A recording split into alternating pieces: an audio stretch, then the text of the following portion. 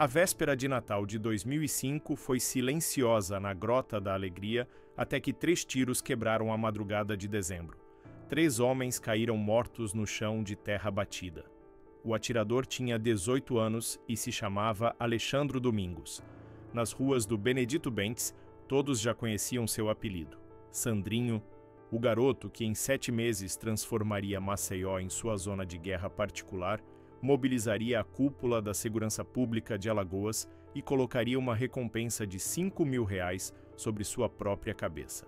Para entender quem foi Sandrinho, é preciso primeiro conhecer a Maceió dos anos 2000. A capital alagoana vivia um dos períodos mais violentos de sua história. A parte alta da cidade havia se transformado em um território sem lei, onde gangues rivais disputavam pontos de droga através de execuções sumárias e tiroteios em plena luz do dia. Benedito Bentes, Tabuleiro do Martins, Grota da Alegria, Eustáquio Gomes e Salvador Lira eram bairros onde mães enterravam filhos adolescentes semanalmente. O Benedito Bentes, onde Sandrinho cresceu, era um complexo habitacional construído nos anos 1980 para abrigar famílias removidas de áreas de risco. Com o tempo, havia se tornado um dos maiores focos de violência urbana de Alagoas. Ruas sem asfalto, esgoto a céu aberto, casas de madeira e alvenaria misturadas sem planejamento. Era um labirinto perfeito para quem precisava fugir da polícia. E foi nesse labirinto que Alexandro Domingos aprendeu as regras da sobrevivência urbana. Alexandro nasceu em uma família humilde do conjunto. Sua mãe, Dona Conceição, trabalhava como doméstica em casas da parte baixa de Maceió. Saía antes do amanhecer e voltava após o anoitecer, deixando os filhos sozinhos a maior parte do dia. O pai havia abandonado a família quando Alexandro tinha apenas 6 anos. Como tantos outros garotos da periferia alagoana, ele cresceu sem supervisão adulta, criado pelas ruas e pelos códigos não escritos do crime organizado. Aos 12 anos, Alexandro já corria drogas para traficantes locais. Recebia R$ 20 por semana para levar envelopes de um ponto ao outro. Era um trabalho aparentemente simples, mas que o colocava em contato direto com criminosos experientes que se tornaram seus mentores involuntários. Aos 14, já carregava uma pistola calibre 38 no cós da calça. Aos 16, participou de seu primeiro assalto. Ainda menor de idade, foi apreendido pela Polícia Civil durante uma operação no Benedito Bentes. O delegado que o interrogou, João Carlos Montenegro, lembra até hoje do encontro. Alexandro não demonstrava medo nem arrependimento. Respondia às perguntas com monossílabos, o olhar fixo e desafiador. Quando questionado sobre seus planos para o futuro, disse apenas: "Vou ser respeitado". Montenegro o liberou no mesmo dia, seguindo os protocolos do Estatuto da Criança e do Adolescente. Anos depois, admitiu que deveria ter prestado mais atenção naquele garoto de olhar frio.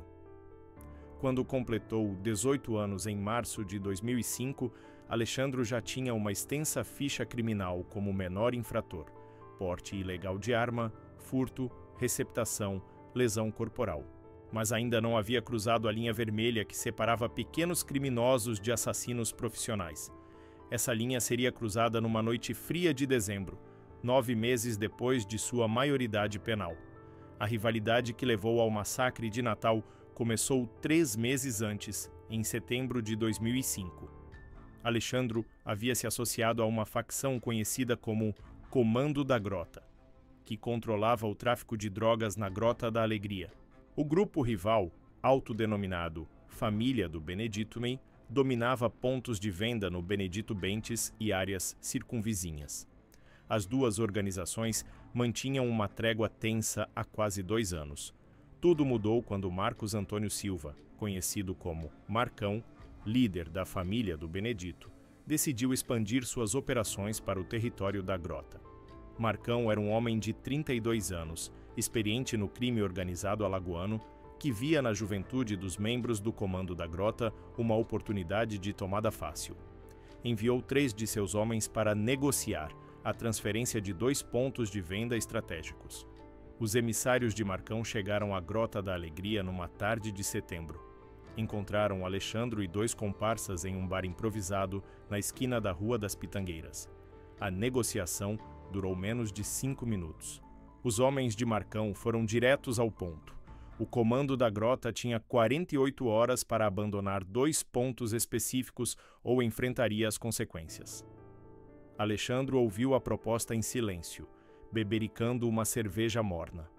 Quando os 3 homens terminaram de falar, ele colocou a garrafa na mesa e respondeu com a frieza que se tornaria sua marca registrada. Digam ao Marcão que pode vir pessoalmente buscar nossos pontos, mas que venha armado, porque nós vamos estar esperando. A resposta chegou a Marcão 3 horas depois. Ele não esperava desafio direto de um garoto de 18 anos. Decidiu dar uma lição que servisse de exemplo para outros grupos rivais. Escolheu 3 de seus melhores homens para a operação. Edmilson Santos, conhecido como Ed, 28 anos, com passagem por homicídio, Roberto Carlos Ferreira, o Betinho, 31 anos, especialista em execuções, e José Francisco Lima, Zé Pequeno, 26 anos, considerado um dos melhores atiradores da facção. Os 3 receberam ordem para matar Alexandro e qualquer um que estivesse com ele. A execução foi marcada para a véspera de Natal, quando o movimento nas ruas estaria reduzido e as famílias estariam reunidas para a ceia.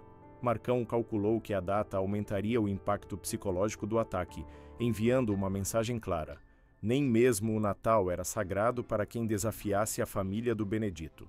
Na noite de 24 de dezembro de 2005, Alexandro estava em uma casa abandonada na Grota da Alegria com 2 companheiros do comando da grota, Anderson Luiz Santos, 19 anos, e Carlos Eduardo Nascimento, 17 anos. Os 3 planejavam um assalto para o dia seguinte e dividiam uma garrafa de cachaça enquanto conversavam sobre estratégia. Ed, Betinho e Zé Pequeno chegaram ao local às 23h47, usando uma motocicleta roubada 3 dias antes. Estacionaram a 50 metros da casa e caminharam silenciosamente pelas ruas de terra. Carregavam 2 pistolas 9mm e um revólver calibre 38. O plano era simples: cercar a casa, atirar através das janelas e fugir antes que alguém pudesse reagir. Mas Alexandro não havia sobrevivido tanto tempo nas ruas por descuido. Tinha um 6º sentido apurado para perigo. Quando ouviu o som de passos se aproximando, sacou sua pistola e ordenou que Anderson e Carlos se posicionassem nas janelas laterais. O que deveria ser uma execução surpresa se transformou em confronto armado. O primeiro tiro partiu de Zé Pequeno, que atirou através da janela da frente. A bala acertou a parede a poucos centímetros da cabeça de Alexandro. A resposta foi imediata e devastadora. Alexandro esvaziou o pente de sua pistola na direção da janela, forçando os atacantes a se abaixarem. Anderson e Carlos abriram fogo pelas laterais, criando um fogo cruzado que pegou os 3 homens de Marcão despreparados. Ed foi o primeiro a cair. Uma bala de Anderson acertou seu peito, perfurando o pulmão direito. Ele cambaleou para trás, tentou continuar atirando, mas perdeu a força rapidamente. Caiu de joelhos no meio da rua, a arma escorregando de suas mãos. Alexandro saiu da casa e caminhou até ele com a calma de um carrasco profissional. Ed tentou implorar por misericórdia, mas Alexandro colocou o cano da pistola em sua testa e disparou uma vez. A cabeça de Ed explodiu como melancia, espalhando sangue e massa encefálica no chão de terra. Betinho tentou fugir correndo pela rua principal, mas Carlos Eduardo o interceptou. Era apenas um garoto de 17 anos, mas atirou com a precisão de um veterano. 3 tiros nas costas derrubaram Betinho face no chão. Alexandro se aproximou do corpo e disparou mais 2 vezes na nuca, garantindo que não houvesse sobreviventes para contar a história. Zé Pequeno, escondido atrás de um poste, ainda tentava resistir quando Alexandro o localizou. Houve uma troca de tiros rápida e intensa. Zé era considerado bom atirador, mas Alexandro era melhor. E tinha a vantagem de conhecer cada beco e cada esconderijo da Grota da Alegria. Flanqueou Zé pela esquerda e atirou 4 vezes no torso. Zé Pequeno morreu instantaneamente. A operação durou menos de 10 minutos. 3 homens experientes, enviados para executar um garoto de 18 anos, jaziam mortos nas ruas da Grota da Alegria. Alexandro não demonstrou emoção alguma. Recolheu as armas dos mortos, verificou seus bolsos em busca de dinheiro e drogas e ordenou que Anderson e Carlos ajudassem a arrastar os corpos para um terreno baldio próximo. Quando a polícia encontrou os corpos na manhã de Natal, a cena era perturbadora mesmo para investigadores experientes em crimes violentos. Os 3 homens haviam sido executados com tiros de misericórdia na cabeça. Não havia testemunhas. Moradores da área juraram não ter visto nem ouvido nada. O código de silêncio da periferia funcionava perfeitamente. O delegado Antônio Carlos Figueiredo, responsável pela investigação, sabia imediatamente que não estava lidando com um crime passional ou assalto mal-sucedido. A frieza da execução, a ausência de testemunhas, a escolha do local para descartar os corpos, tudo indicava trabalho profissional. Quando descobriu que as vítimas eram membros da família do Benedito, entendeu que estava diante de uma guerra entre facções. A primeira menção ao nome de Alexandro nos autos da investigação apareceu 3 dias depois do crime. Um informante anônimo ligou para a delegacia e disse apenas: "Foi o Sandrinho da Grota quem matou os 3. Ele está dizendo que quem mexer com ele vai ter o mesmo fim." A ligação durou menos de 30 segundos e nunca foi rastreada.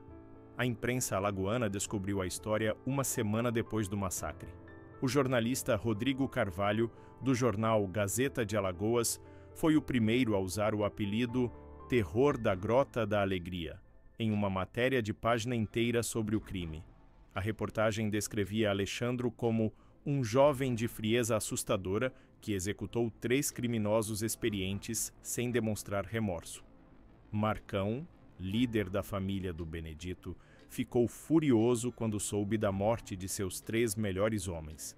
Não era apenas uma questão de vingança, mas de credibilidade. Se um garoto de 18 anos podia eliminar seus melhores soldados, outros grupos rivais começariam a questionar sua autoridade. Decidiu que Alexandro precisava morrer publicamente, de forma espetacular, para restabelecer o respeito ao nome da família do Benedito. A guerra entre as facções escalou rapidamente. Em janeiro de 2006, 2 membros do comando da Grota foram encontrados mortos no Tabuleiro dos Martins. Haviam sido torturados antes da execução. Em fevereiro, um ponto de venda da família do Benedito foi atacado com granadas, deixando um morto e 3 feridos. A violência estava se espalhando além dos territórios originais das facções. Foi nesse contexto que a polícia finalmente conseguiu uma oportunidade de prender Alexandro. Em 15 de março de 2006, durante uma operação de rotina no Benedito Bentes, soldados do 1º Batalhão de Polícia Militar abordaram um grupo de jovens suspeitos. Alexandro estava entre eles, carregando uma pistola Taurus calibre 380 com numeração raspada. Não resistiu à prisão. Foi conduzido calmamente para a viatura, como se soubesse que aquela detenção seria apenas temporária. O juiz da Vara Criminal de Maceió, Dr. Fernando Tourinho, decretou prisão preventiva. Alexandro foi encaminhado ao presídio Ciridião Durval, conhecido simplesmente como Ciridião. Era uma das unidades prisionais mais superlotadas de Alagoas, onde cerca de 800 detentos se amontoavam em espaço projetado para 400. As condições eram subhumanas: celas sem ventilação, comida estragada, violência constante entre presos. Mas Alexandro não demonstrou intimidação ao chegar ao Ciridião. Foi recebido com respeito pelos outros detentos, que já conheciam sua reputação das ruas. Em poucos dias, havia estabelecido alianças importantes dentro do presídio. Conheceu Marcelo Domingos, que se tornaria seu braço direito nas operações futuras. Também se aproximou de João Batista Santos, o João Cego, veterano do crime organizado com conexões em várias facções. A fuga do Ciridião foi planejada meticulosamente durante 6 semanas. Alexandro descobriu que um dos guardas, Antônio Ferreira da Silva, estava endividado com agiotas e precisava desesperadamente de dinheiro. O suborno custou R$ 15.000, valor arrecadado através de contribuições de familiares dos presos e vendas de drogas dentro do próprio presídio. Antônio Ferreira forneceu informações cruciais sobre a rotina de segurança, horários de troca de turno, posicionamento de câmeras, procedimentos de revista. Também conseguiu uma cópia das chaves de 3 celas e da porta principal do pavilhão onde Alexandro estava detido. Em troca, recebeu o dinheiro em parcelas e a promessa de que sua família seria protegida caso a fuga fosse descoberta. O plano envolveu 9 detentos além de Alexandro, seu irmão Marcelo Domingos, João Cego, Luiz Carlos Silva, conhecido como Luizinho, Roberto Nascimento, Beto da Grota, Anderson Melo Dedé, Paulo Sérgio Andrade, Paulão, Francisco Santos, Chico, Edilson Pereira, Ed Louco e Josué Oliveira, Zezé. A operação começou às 4h30 da madrugada de 1º de maio de 2006, Dia do Trabalhador. Antônio Ferreira estava de plantão no turno da madrugada. Às 4h35, desligou temporariamente o sistema de alarme alegando problema técnico. Às 4h40, abriu discretamente as celas dos fugitivos. Os 10 homens se moveram silenciosamente pelos corredores, evitando as câmeras cujas posições conheciam perfeitamente. A saída foi pelo portão principal. Antônio Ferreira simulou uma ronda de rotina e abriu a porta para verificar se estava tudo normal do lado externo. Os 10 presos passaram um por um, agachados, enquanto o guarda mantinha o portão entreaberto. Às 4h52, todos estavam livres. 3 carros roubados os aguardavam a 200 metros do presídio. As 5x já haviam desaparecido no labirinto urbano de Maceió. A fuga só foi descoberta às 6h, durante a contagem matinal dos presos. O diretor do presídio, Joaquim Marques, entrou em pânico ao perceber que havia perdido 10 dos criminosos mais perigosos de Alagoas. Acionou imediatamente a Secretaria de Defesa Social e decretou Código Vermelho em todas as unidades prisionais do estado. A primeira reação de Alexandro após a fuga foi demonstrar que estava de volta ao controle. Às 7h30 da manhã, apenas 2h30 após deixar a prisão, ele e Marcelo assaltaram um mercadinho na Rua da Esperança, no Benedito Bentes. O proprietário, Severino Gomes, 54 anos, tentou resistir sacando uma espingarda calibre 12 que mantinha atrás do balcão. Alexandro atirou uma vez no peito de Severino, matando-o instantaneamente. Levaram R$ 800 do caixa e 2 caixas de cerveja. O assalto foi mais que um crime financeiro. Era um anúncio público. Sandrinho estava livre e mais perigoso que nunca. A mensagem foi recebida claramente nas delegacias e redações de jornais. Às 10h da manhã, todos os meios de comunicação de Alagoas noticiavam a fuga e o primeiro crime pós-prisão do terror do Benedito Bentes. Marcão, líder da família do Benedito, viu na fuga de Alexandro uma oportunidade de encerrar definitivamente a guerra entre as facções. Contratou Albino Ferreira, pistoleiro experiente conhecido como Bino, para executar Alexandro em troca de R$ 25.000. Bino tinha histórico de 12 assassinatos e fama de nunca falhar em uma missão. Bino começou a rastrear Alexandro usando uma rede de informantes nas periferias de Maceió. Descobriu que o jovem costumava frequentar a casa da namorada no bairro Eustáquio Gomes. Também soube que Alexandro mantinha encontros regulares com membros do Comando da Grota em um bar clandestino na Grota da Alegria. A primeira tentativa de execução aconteceu em 8 de maio de 2006. Bino estava escondido atrás de um carro aguardando Alexandro sair da casa de Jéssica quando percebeu movimento suspeito. 3 homens armados se aproximavam pelas ruas laterais. Era o próprio Alexandro e 2 comparsas que haviam notado a presença do pistoleiro e decidido inverter os papéis da caçada. O tiroteio durou 4 minutos e mobilizou todo o Eustáquio Gomes. Moradores se jogaram no chão dentro de suas casas enquanto rajadas de metralhadora e tiros de pistola ecoavam pelas ruas. Bino conseguiu escapar por pouco, levando um tiro de raspão no braço esquerdo. Alexandro e seus homens desapareceram antes da chegada da polícia. A tentativa frustrada de assassinato apenas aumentou a paranoia e a violência de Alexandro. 2 dias depois, em 10 de maio, ele executou 2 homens na Grota da Alegria, que supostamente estavam passando informações sobre seus movimentos para facções rivais. João Silva, 31 anos, e Marcos Pereira, 28 anos, foram encontrados no início da manhã com tiros na nuca. Um bilhete deixado no bolso de João dizia: "Dedou, morreu". A escalada de violência chamou a atenção da cúpula da Segurança Pública de Alagoas. O secretário de Defesa Social, Coronel Alfredo Gaspar de Mendonça, convocou reunião extraordinária com o governador Luiz Abílio para discutir o caso Sandrinho. A reunião aconteceu no Palácio da República dos Palmares em 10 de maio de 2006, com participação dos comandantes da Polícia Civil, Militar e Rodoviária Federal. Durante a reunião, o coronel Mendonça apresentou um relatório alarmante. Alexandro era suspeito de participação em pelo menos 15 assassinatos nos últimos 5 meses. Sua fuga do Ciridião havia inspirado outras tentativas de fuga em presídios do interior. Mais grave ainda, sua reputação estava atraindo jovens criminosos de outros estados que vinham a Maceió especificamente para se juntar ao comando da Grota. O governador Luiz Abílio determinou prioridade máxima na recaptura de Alexandro. Autorizou a criação de uma força-tarefa especial envolvendo 50 policiais civis e militares dedicados exclusivamente à operação. Também liberou recursos para pagamento de informantes e compra de equipamentos especiais de vigilância. Mas a medida mais controversa foi anunciada publicamente em 12 de maio. Recompensa de R$5.000 por informações que levassem à prisão de Alexandro e seus principais comparsas. Era a primeira vez na história de Alagoas que o governo oferecia recompensa em dinheiro por um criminoso. A decisão gerou debate acalorado na imprensa, com críticos argumentando que o Estado estava admitindo sua incompetência. A recompensa não trouxe resultados imediatos.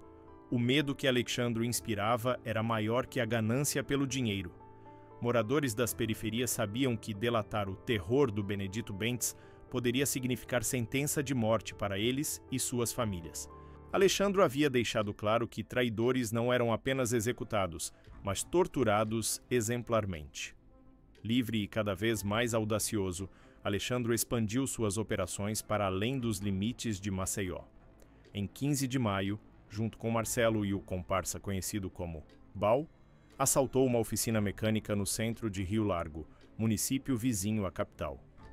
O proprietário, Miguel Santos, entregou R$3.200 sem resistência, mas foi executado mesmo assim. Alexandro atirou uma vez na cabeça de Miguel e disse aos funcionários aterrorizados: "Agora vocês sabem quem manda aqui." Em 16 de maio, roubou um Volkswagen Fox na Avenida Fernandes Lima, uma das principais vias de Maceió. O proprietário, empresário C.I.R., nome fictício, foi abordado no semáforo às 21h. Alexandro apontou uma pistola para sua cabeça e ordenou que saísse do veículo.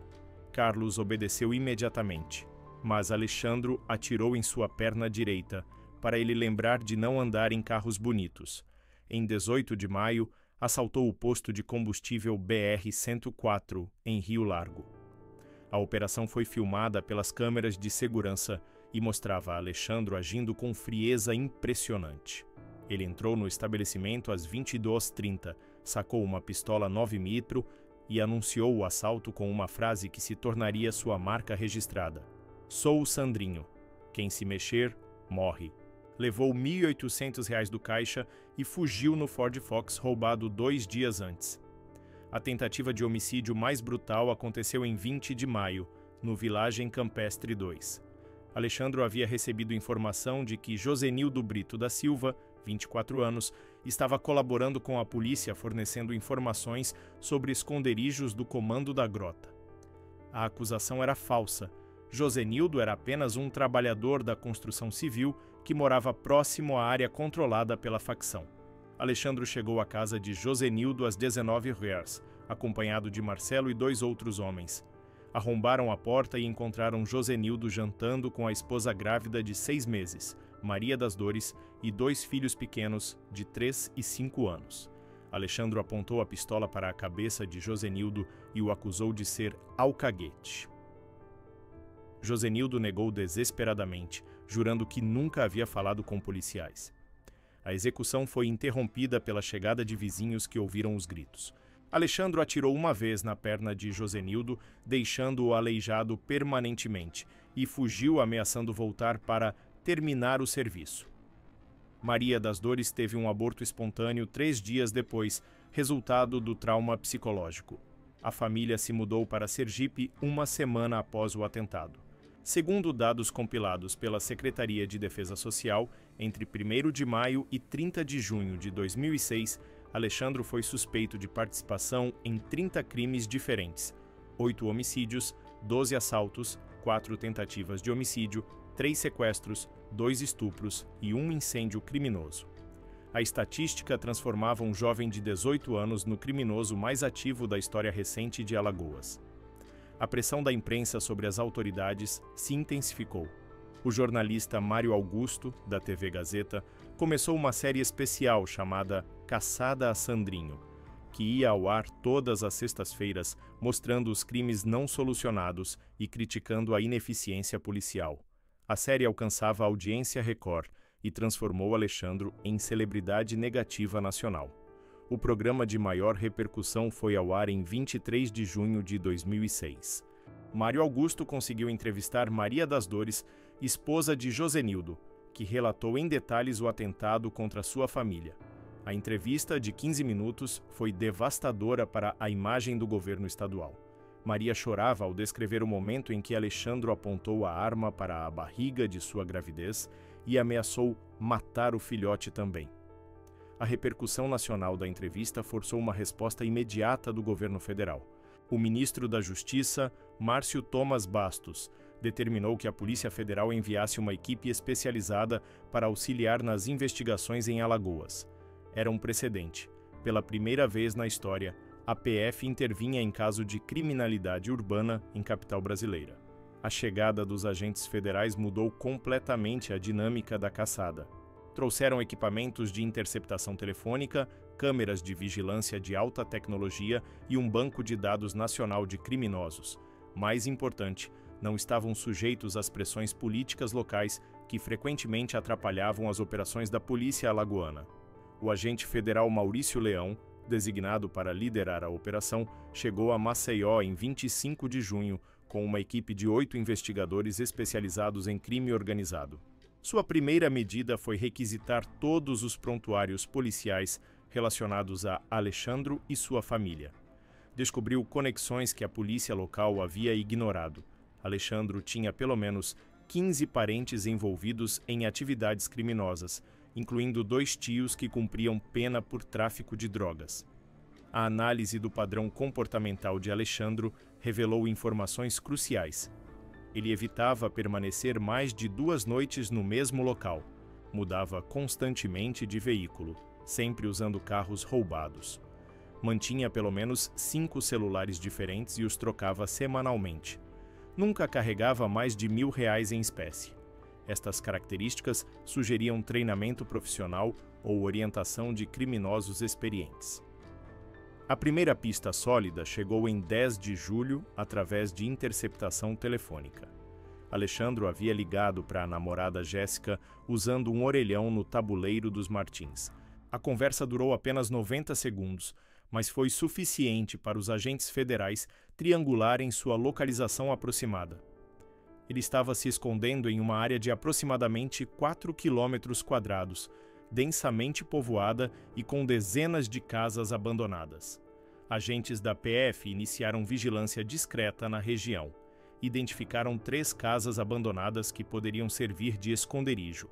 Também mapearam a rede de apoio de Alexandro, pelo menos 12 pessoas que forneciam comida, informações e transporte. A operação de cerco foi planejada para durar 2 semanas, tempo necessário para confirmar a localização exata. Mas Alexandro continuava ativo durante o cerco. Em 15 de julho, executou Paulo César Santos, 29 anos, membro da família do Benedito que supostamente estava negociando sua traição em troca de proteção policial. Paulo foi encontrado com 7 tiros no corpo em um terreno baldio do Tabuleiro dos Martins. Um recado escrito em seu peito dizia: "Quem trai, morre devagar". A execução de Paulo César foi o erro fatal de Alexandro. Uma câmera de segurança de um supermercado próximo filmou um homem de características físicas similares às dele, fugindo de motocicleta após os disparos. A filmagem foi analisada por especialistas da PF que confirmaram: era Sandrinho. Mais importante, a análise da rota de fuga confirmou que ele estava se escondendo em uma casa específica na Rua dos Coqueiros. A operação final foi batizada de Juízo Final pelos agentes federais. Envolveu 40 policiais federais e militares, 2 helicópteros, 4 viaturas blindadas e equipamento de visão noturna. O cerco à casa da Rua dos Coqueiros começou às 13 da madrugada de 28 de julho de 2006. Alexandro estava na casa acompanhado apenas de Antônio Silva, conhecido como Galo Cego, seu comparsa mais próximo nos últimos meses. Galo Cego tinha 26 anos e era considerado o melhor atirador da facção, depois do próprio Sandrinho. Os dois estavam dormindo quando os policiais cercaram o imóvel. O primeiro sinal de que algo estava errado veio às 13h15, quando Galo Cego acordou com o som de motores de veículos. Olhou pela janela e viu vultos se movendo no escuro.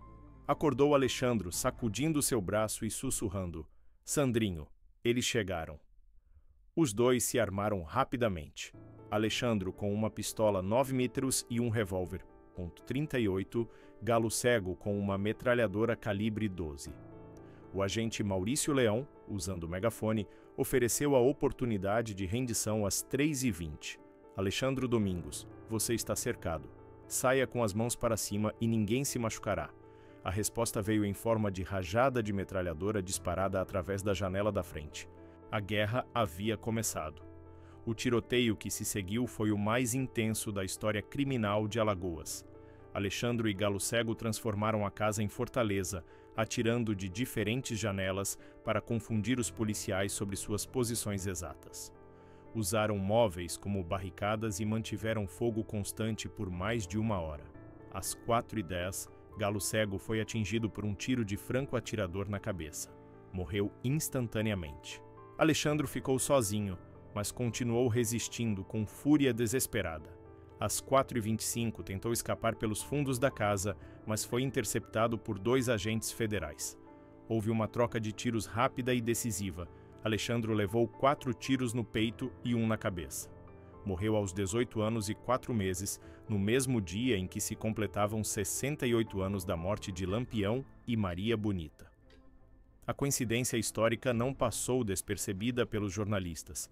Lampião havia sido morto em 28 de julho de 1938, em Angicos, Sergipe. Exatamente 68 anos depois, outro cangaceiro morria em confronto com as forças policiais.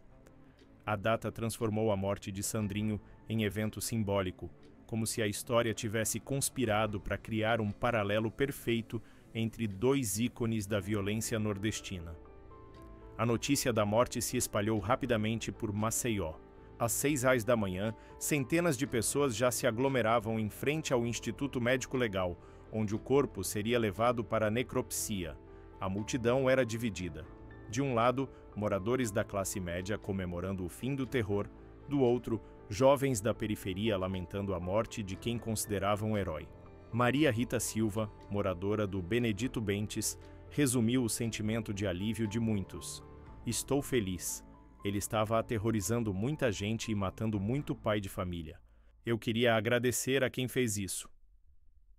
Do lado oposto, Jéssica Santos, namorada de Alexandro, chorava inconsolável. "Mataram meu menino. Ele não era monstro que falavam. Era apenas um garoto que nunca teve oportunidade". O clima no IML era tenso e surreal. Funcionários tiveram dificuldade para trabalhar enquanto a multidão pressionava para ver o corpo. Alguns curiosos chegaram a oferecer dinheiro para guardas em troca de uma foto do cadáver. A polícia militar precisou ser chamada para controlar a situação e evitar tumultos. O enterro de Alexandro, realizado no cemitério municipal de Maceió, foi um dos mais controversos da história da cidade. Compareceram cerca de 300 pessoas, divididas entre familiares enlutados e jovens da periferia que o idolatravam. Durante o sepultamento, alguns grupos cantaram funk ostentação, adaptado com versos sobre Sandrinho, enquanto outros rezavam pela alma do menino perdido. O padre Antônio Carlos, responsável pela cerimônia, fez um sermão memorável. Estamos aqui enterrando não apenas um jovem, mas o resultado de uma sociedade que falha com seus filhos. Alexandro foi vítima antes de ser algoz. Sua violência era reflexo da violência que sofreu desde criança. As palavras do padre dividiram ainda mais a opinião pública. Nos dias seguintes à morte de Sandrinho, sua figura ganhou dimensões mitológicas nas redes sociais da época. No Orkut, surgiram dezenas de comunidades dedicadas à sua memória. Algumas o retratavam como um monstro que merecia morte violenta, outras o transformavam em herói da periferia, símbolo de resistência contra sistema opressor.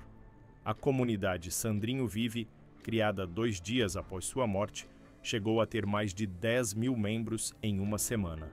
Jovens de todo o Brasil postavam mensagens de admiração. Morreu como homem, de arma na mão, nunca se entregou para os porcos. Era novo, mas já era respeitado.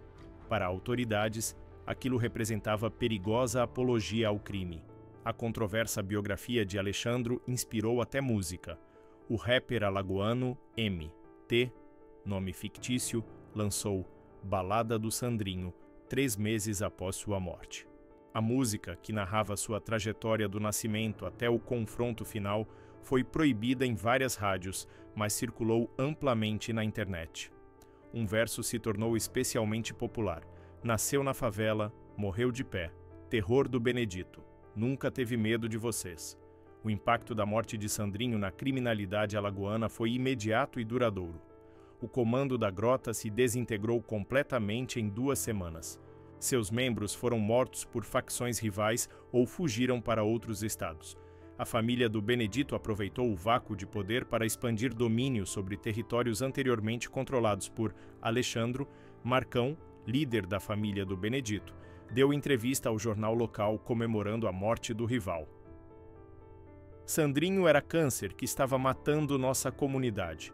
Agora as crianças podem voltar a brincar na rua sem medo de bala perdida. Ironicamente, Marcão seria executado 6 meses depois, em guerra interna de sua própria facção. A investigação policial sobre as atividades de Sandrinho continuou mesmo após sua morte. Agentes federais descobriram um diário de crimes em um de seus esconderijos, caderno onde ele anotava detalhes de cada crime cometido, incluindo nomes de vítimas, valores roubados e motivações para os assassinatos. O documento revelou aspectos psicológicos perturbadores de sua personalidade. Uma das anotações mais chocantes dizia: "Matei o Miguel da oficina porque ele olhou nos meus olhos quando entreguei o dinheiro. Quem olha nos olhos do Sandrinho está desafiando. Desafio se paga com morte." Outras anotações mostravam um cálculo frio. Josenildo não era alcaguete, mas o pessoal acreditou que era. Às vezes é melhor matar inocente para manter o medo. O diário confirmou que Alexandro havia planejado uma operação muito mais ambiciosa para agosto de 2006. Pretendia sequestrar o filho de um empresário rico de Maceió para conseguir dinheiro suficiente para pôr a montar exército particular e dominar toda a cidade. O plano incluía recrutar 50 jovens da periferia e armar todos com fuzis AK-47 comprados no Paraguai. A família de Alexandro nunca se recuperou completamente da tragédia. Sua mãe, Dona Conceição, desenvolveu depressão severa e precisou ser internada 2 vezes. Mudou-se para Sergipe em 2007, onde vive até hoje, evitando falar sobre o filho. Marcelo Domingos, seu irmão e principal comparsa, foi morto em 2008 durante tentativa de assalto em Recife. José Domingos da Silva, outro irmão de Alexandro, cumpriu prisão por associação criminosa e hoje trabalha como vigia noturno em Maceió. Em rara entrevista concedida em 2015, disse: "Sandrinho não nasceu mal. O sistema que fez ele assim. Quando você vive na miséria e vê que só os bandidos têm respeito, você escolhe ser bandido também. O legado de Sandrinho continua influenciando a criminalidade alagoana 15 anos após sua morte. Jovens criminosos ainda usam seu apelido como referência. "Sou o novo Sandrinho", tornou-se frase comum em territórios dominados por facções. Autoridades policiais consideram esse fenômeno uma das principais dificuldades no combate ao crime organizado local. Em 2018, a Universidade Federal de Alagoas realizou estudo sobre o impacto da figura de Sandrinho na juventude da periferia. A pesquisa entrevistou 500 jovens entre 15 e 25 anos, moradores de áreas violentas. Resultado assustador: 34% conheciam detalhes da biografia de Alexandro, 18% o consideravam exemplo de coragem e 7% admitiam que gostariam de ser como ele.